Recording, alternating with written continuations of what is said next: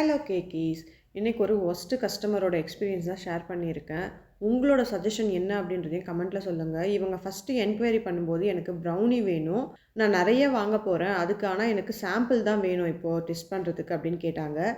எனக்கு அப்போவே தெரிஞ்சிருச்சு இது கதை விடுற கேஸாக இருக்கும் போல் அப்படின்னு சொல்லிட்டு. ஆனாலும் சரி ஓகே, உங்களுக்கு அப்படி சாம்பிள் வேணும்னா 250 கிராம் வாங்கி செக் பண்ணி பாருங்கள் அப்படின்னு சொல்லிட்டேன். ஃபஸ்ட்டு சரின்னு சொல்லிவிட்டு அதுக்கப்புறம் நம்ம வீடியோஸ் எல்லாத்தையும் ஒன்றா பார்த்துட்டு ஸ்க்ரீன்ஷாட் அனுப்பி இது எவ்வளோ அது எவ்வளோன்னு என்கொயரி பண்ணிகிட்டே இருந்தாங்க. கடைசியாக சாக்லேட் வேணும்னு சொல்லி கேட்டாங்க. ஓகே, பேமெண்ட் பண்ணி ஆர்டர் கன்ஃபார்ம் பண்ணுங்க அப்படின்னு சொன்னால், பேமெண்ட் பண்ணாமலே நெக்ஸ்ட் டே ஆர்டர் ரெடியா அப்படின்னு கேட்குறாங்க. நீங்கள் எதுவுமே கன்ஃபார்ம் பண்ணாமல் நான் எப்படி ரெடி பண்ண முடியும் அப்படின்னு சொல்லியும் கேட்டேன். அதுக்கப்புறம் ஒரு வழியாக பேமெண்ட்டும் பண்ணிட்டாங்க, சாக்லேட்டும் டெலிவரி பண்ணியாச்சு. ஃபஸ்ட்டு ரிசீவ் ஆனதும் சூப்பராக இருக்குன்னு ரிவ்யூ கொடுத்த ஒருத்தவங்க 2 ஹார்ஸ் கழிச்சு சொல்கிறாங்க, எனக்கு அதை சாப்பிட்டு 2 மினிட்ஸில் ஸ்டொமக் பெயின் வந்துச்சு, அப்புறம் 2 மினிட்ஸ் தூங்கி எழுந்திரிச்சு உடனே சரியாயிடுச்சுன்னு சொல்கிறாங்க.